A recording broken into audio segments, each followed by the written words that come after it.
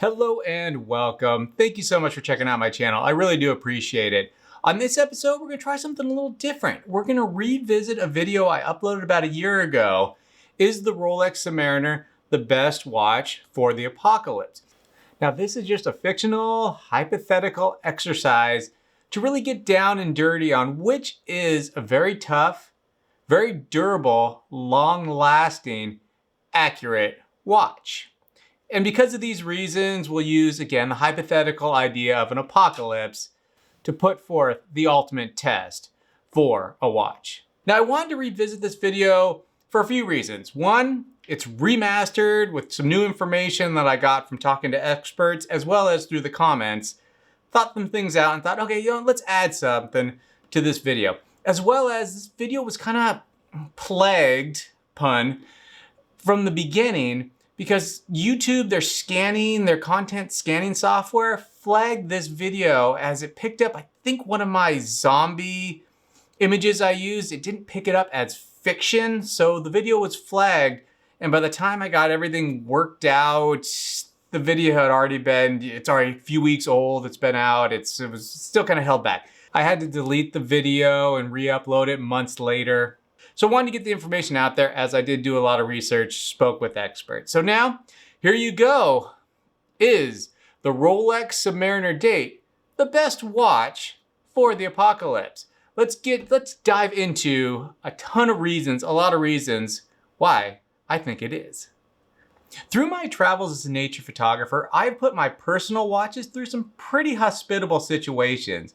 Whether it be snow camping for 3 weeks in the Eastern Sierras, spending a week out in Death Valley with temperatures reaching over 120 degrees, being alone while exploring an underdeveloped country, sheltering in caves, spending weeks in humid, lush, dark, thick jungles, or just being on the road for months at a time. I put my watches through a lot, and through those experiences and these videos I put out, I keep getting the question, with my personal experience and all the watches out there, which watch would I recommend for the apocalypse? Let's jump into it. Now, I'm not kidding. I get this question at least 2 or 3 times a month on my channel. Which watch would I recommend for an apocalypse? So there's 2 trains of thought for the apocalypse. Well, 3, I guess, but we'll touch on the zombie apocalypse at the end of this video. There's kind of the apocalypse, let's use Hollywood here, kind of the Book of Eli idea for the apocalypse, which is where during a future war we destroyed our atmosphere and now the earth is just so hot, it's an apocalypse, it's hard to live. Or there's a flip side of that, kind of a day after tomorrow thing, where it's nuclear winter or freezing cold. Either an asteroid hits, nuclear bomb goes off, plunging us into nuclear winter. Now, for this exercise, I'm going to lean a little bit more on the extreme cold apocalypse, just because, majority of our scientists agree we've already kind of had a nuclear winter apocalypse on this planet. Adding to that, talking to a historian, a lot of scientists actually do believe we've had 3 or 4 of these ice ages that have somewhat, you can kind of call an apocalypse, but there's also been minor ones, such as the Dark Times, the Middle Ages in Europe. They think extremely cold weather caused those, and the Renaissance was was the Earth coming out of what was kind of a mini ice age. I thought that was very interesting, which again, most scientists agree, Ice Age apocalypse, extreme cold apocalypse is what killed the dinosaurs. For this video, I'm going to lean a little bit more on that because it already has happened on Earth. First off, why would it be important to be able to tell time and have a watch in a future apocalypse? Me personally, I think it'd be a huge advantage, allowing you to keep track of calendar dates. If there is still a possibility of having a growing season, according to a botanist I spoke to, plants can still grow in sub-zero temperatures if you tent them. And to know the time of year would be a huge advantage in the apocalypse. Using your watch to know when the apex of the sun, the summertime, the solstice, would be coming, you need to know that months ahead of time to plant these plants. That little extra sunlight, even a couple minutes a day, would be a huge advantage to know about in the apocalypse, be able to grow food. and plan ahead. Knowing how long until winter, for example, or knowing wild game migration times, or being able to conduct time-sensitive movements. You don't have to depend on the wide variant of let's meet at dawn, making you much more efficient in day-to-day life, in your travels, and I'm sad to say, but it's also helpful planning aggressions against your enemies. What happens if the fire goes out? We'll go across the street to Pottery Barn and steal their fire. We could use my new invention, a pointy rock tied to a stick. What most people think of the apocalypse, the perfect watch for the apocalypse, so many people consider the G-shock the perfect answer. And for this video, we're going to talk about the Mudmaster, kind of G-shock's higher end, quote unquote, toughest watch they make. You know, GPS, has all these other functions, and yeah, you would think would be a great fit and a great help for the apocalypse. Maybe kind of the Book of Eli type of apocalypse where it's really hot even though the strap might not last forever. But since we are leaning more towards a nuclear winter, I'm actually discounting pretty much all the quartz and digital watches just because of their huge problem. At the heart of all of them is an inexpensive battery. Now, according to experts, the first thing that in a really tense situation, a worldwide tense situation, the first thing to go down would be the power grid. So that would immediately get rid of any rechargeable watches. Those, I think they last 7 days at the most. So those would be useless pretty quickly. As for watches that do take little batteries, non-rechargeable batteries, those should last you a couple years, again, depending on the weather. If it's extremely cold or even warm, they could last up to 10 years. So it might be a pretty good idea if you do have a handful or have some extra batteries stored away. It would maybe be smart to grab those and just have them on hand, because that would be truly helpful in an apocalyptic situation. And we know how unreliable batteries are in cold weather. From my personal experiences, I've broken 3 G-shocks while snow camping, whether it be a flat battery or the plastic getting brittle due to the cold temperatures. The cold just drains the battery, and that's the huge problem with, again, digital and quartz movements.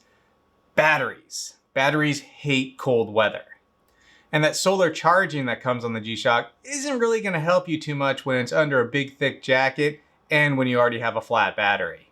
Which is a huge bummer actually, because digital and quartz watches keep better time as well as offer a lot of other functions, which would be very useful in apocalypse.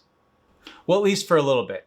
Something I learned while researching this video: when you put a satellite up into space, I just assume you shot it up, you start orbiting, bing, bang, boom, you're done. Researching it, there's a lot of effort and work that goes into keeping those satellites up in orbit, or at least on the correct orbit. If there's no one to adjust their orbits with little engine bursts to correct for the fluctuating gravity pulls from the moon and the Earth, they would be sent off course, rendering them useless. And from what I understand, satellites lose their orbit pretty quickly if there's no one to control them, which then again renders the satellite useless, which therefore GPS and functions like that would be rendered useless soon after the apocalypse. So take those watch batteries you've been hoarding in preparation for a situation like this, and as quickly as you can, maybe you got about a year or so of GPS, use that GPS on your watch to find a suitable place to weather the storm, so to speak. You know, all that being said, I would, knowing the apocalypse was coming, I would grab a G-shock and use it for as long as I could before, the satellites, the battery, or whatever have you dies off. Moving into automatic mechanical watches. Now these watches just charge by the motion on your wrist. They have a little plate, I'm sorry, it's not technically correct, an oscillating weight. But they have a plate that spins which charges the watch. Now like I mentioned, mechanical watches aren't as accurate as its quartz or digital counterpart. So they're going to need some fine tuning throughout the apocalypse, so to speak. Now, the more accurate your watch is, the less fine tuning you'll need to do, But a way to get around this is you can go after this video, go online, there's a ton of websites. You can print out a chart that shows for the next 100 years the exact time sunrise and sunset is in locations all over the world.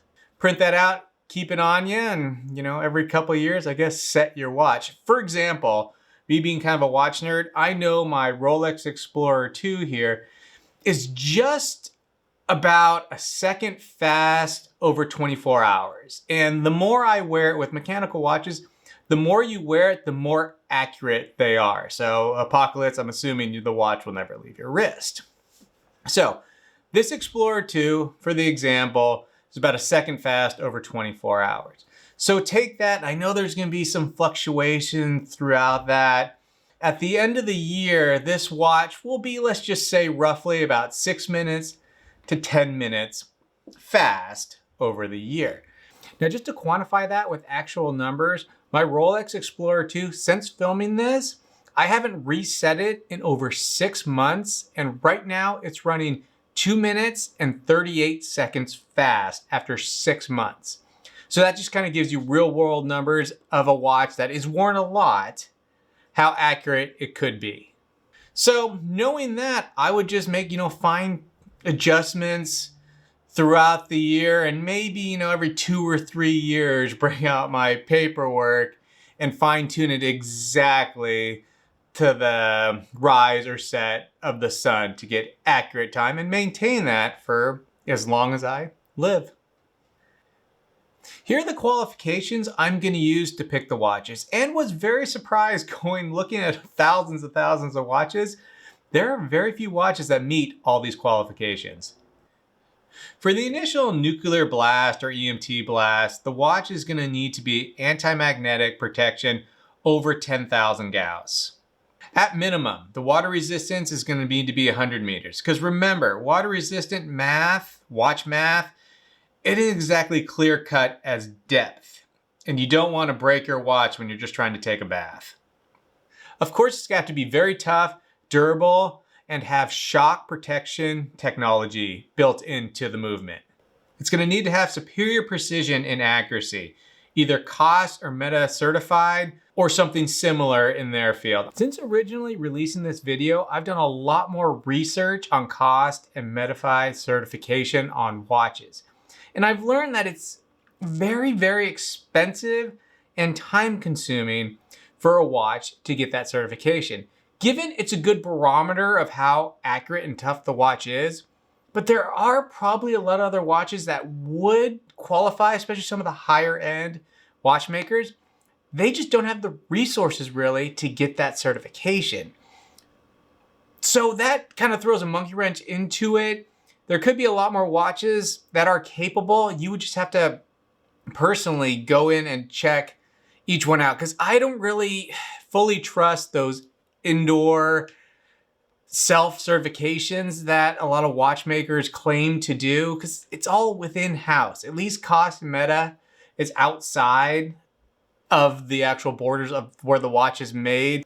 And I'm looking for a simpler, less refined movement, well built. It doesn't need to look pretty, it doesn't need to have the case back on it, just something simple, maybe just the time and date, less moving parts, less chance of something going wrong. Now, thanks to the comments on this one, I rethought it a bit, and maybe the complication in the way of a GMT hand might be very helpful.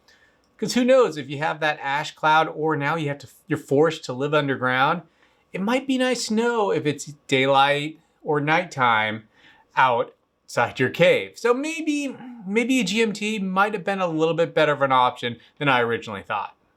As well as, if you keep your GMT watch correct and accurate, you can use it as a compass.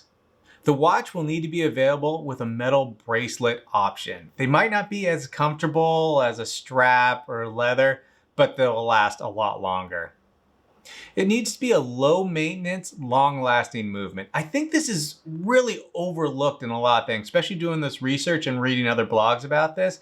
It's very overlooked. Toughness isn't just about, going out beating up the watch. It's about beating up that watch day in, day out, week in, week out, month out, year out, decades. Needs to have great lume And put a pin in this one. The watch will need to come from a well-known, established, proven brand.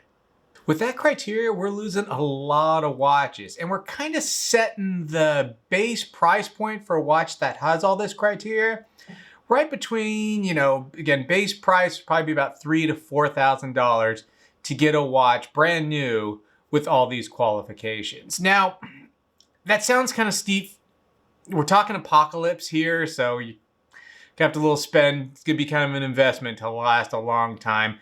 And I know this cancels out, a lot of the Seikos, Victorinox, Citizen watches, all great watches with good purposes, and I've owned a lot of them. Really fun, cool watches. Now, I took a lot of flack for this one as well, and this is coming from personal experience. Now, I'm not saying your Hamiltons, your Seikos, your Victorinox aren't tough watches. They're just not, if I can explain it, consistently tough. In the way what I mean is, the movement isn't as consistent as the higher end movements in the way that my Rolex, the Rolex Explorer, the Submariner here, it's consistently a little bit fast. I've found, especially when I use it and I really wear it a lot out in the field, my Hamilton, Seiko, Victorinox, doesn't matter how I wear it and how much I beat it up, it always just not vastly, that's too strong of a word, but it always grows in inconsistency. One day it'll be 10 seconds slow, the next day it'll be 20 seconds fast, and it's just really, there's no consistency, especially the older the watch gets and the more you use it, the more you beat it up. I just find it, they're extremely tough. They'll always work and always keep decent time. Isn't ideal for the apocalypse. Watches that might still be considered at a lesser price point and are really about 80% of the way there to being that perfect apocalypse watch is the Tudor Ranger. That's a very good, inexpensive watch. Tough, cost certified, great overall watch. Longines has some great watches too that are very accurate, tough, that kind of can be added into the lesser expensive but well-made, probably long-lasting watches, as well as the Zen UX and Doxa Sub 300. All killer watches. Now, taking a step back, if you were to come up a couple weeks ago before I started doing the research for this video and ask me, which watch right now would I take for the apocalypse? I would answer immediately the IWC, one of their perpetual calendars. They're well-made, good, tough, accurate movements, and they have all the information I would ever need. Time, date, day, month, moon phases, and the really cool thing, it's mechanically programmed for 577 years. I wouldn't have to keep track of which months had 30 days, which had 31s, leap years, nothing. I thought it would be the perfect watch. However, after weeks of research, I have changed my mind due to the fact that it is such a complex, fragile, well-refined movement. It would need, especially if you're wearing it all the time, servicing every 4 to 6 years. Now, I'm going to touch base on that a little bit more in depth about automatic watches with all the moving parts. You do need to service them. Now, this correlates with all your higher end horology, your Holy Trinity watches. They're beautifully built, beautifully refined, but that just means they're a little bit more fragile, even though they're sports watches, and that's why I left them all off this list. The refinement and the attention to detail on this means they need service quite often. And I'm hearing from a lot of people, APs, maybe not so much VC, but Patek, those types of watches, they need to be serviced every 3 to 4 years. So that obviously would not be good in an apocalyptic situation. But first off, let's name what I think would be the best watches for an apocalypse, watches that you could go out and buy today. The Tudor Black Bay and Pelagos, the Breitling Avenger, the JLC Polaris Mariner, Omega Seamaster 300 and Planet Ocean, the Rolex Submariner Date and Sea Dweller, and Blancpain 50 Fathoms. Now, I know you're thinking there are other watches out there that met all the criteria I mentioned earlier, but again, I'm going back to the simpler the better. So I left off GMTs, chronographs, and also my personal taste kind of came into it. I don't like big, huge, chunky watches, so I left those off as well. Also, you don't see any Grand Seiko watches on my final list just because their spring drive uses a quartz oscillator is what they call it, which means electronics. I don't think that would work very well in nuclear winter. Not 100% sure, but I wouldn't trust it 100%, so that's another reason why I left those off too. Okay, great watches. I got a lot of flack for this one, so maybe the Grand Seiko movements without the spring drive might be pretty good. They seem pretty accurate. I have no idea how tough they are. I've never actually had one in my hands. So let's just put Grand Seiko, benefit of the doubt. Let's put some Grand Seikos in the mix too.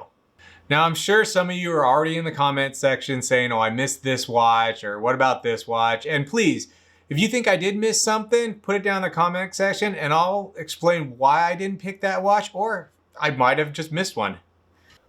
It seems diving watches are the way to go. They're just sturdy, well-built, simply designed watches with only the essentials. Now, before I pick which watch I think would be ideal for the apocalypse, we got to take a step back and talk about kind of the Achilles heel of really all watches actually, but more kind of the mechanical watches. Since they are mechanical, they have a lot of moving parts and they do need service. Now, there's nothing really set in stone in the way of a timeline for this. My Rolex AD recommends I get my Rolex serviced every 10 years, but also says it's not needed if the watch is keeping accurate time.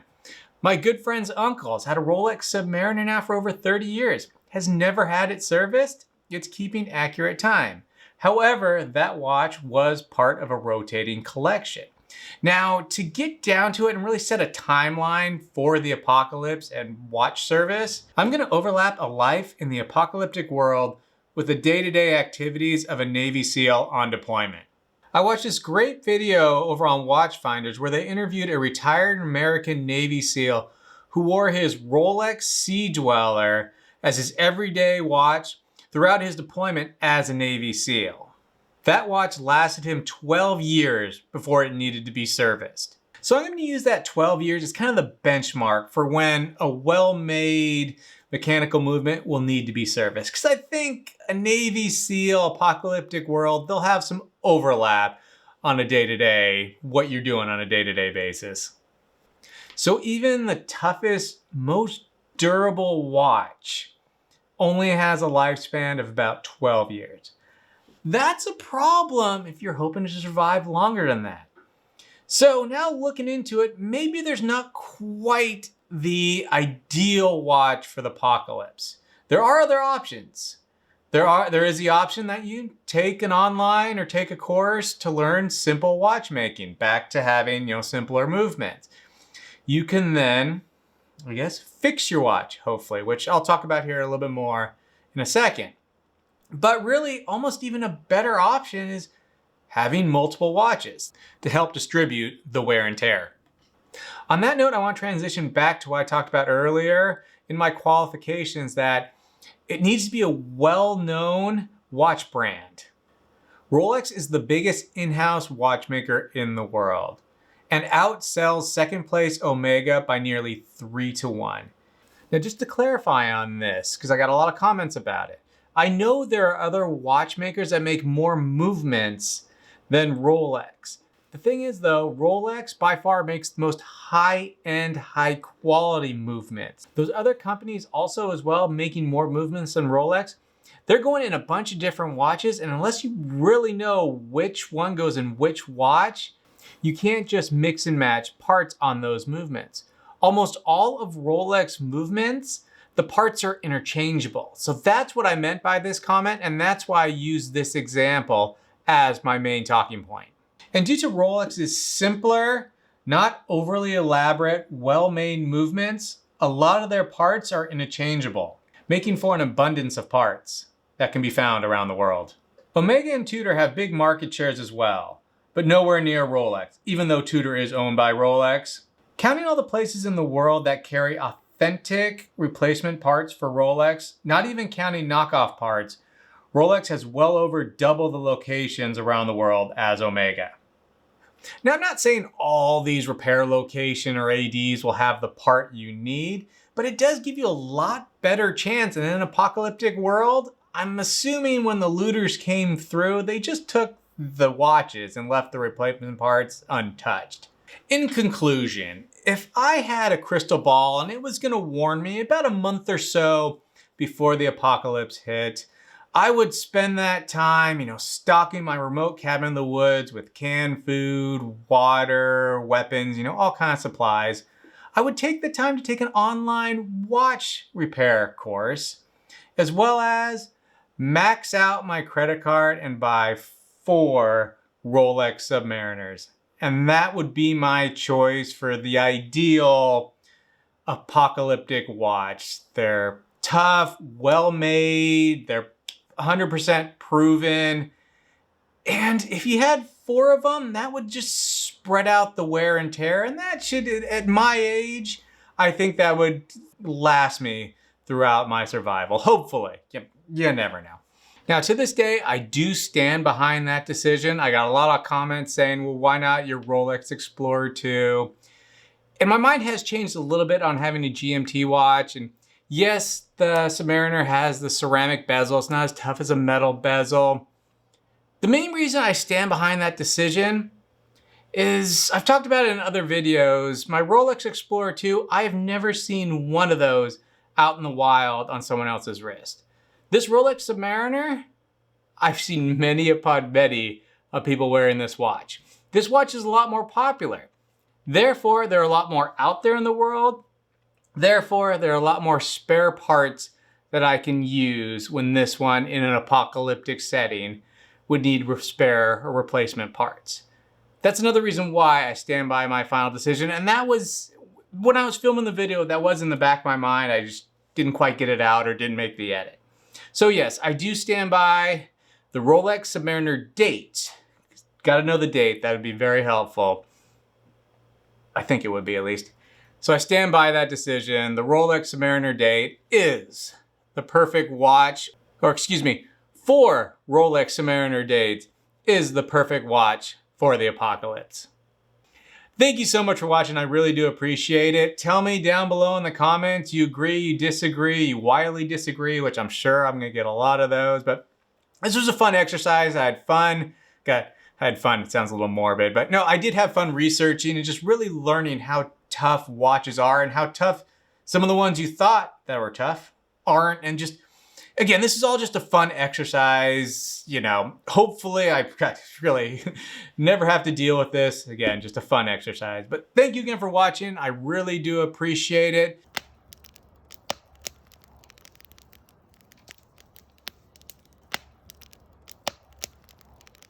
Oh, and I almost forgot, the zombie apocalypse. Now, in that scenario, I would go out and take out a huge loan to purchase my Grail watch, because I am pretty much kissing my butt goodbye.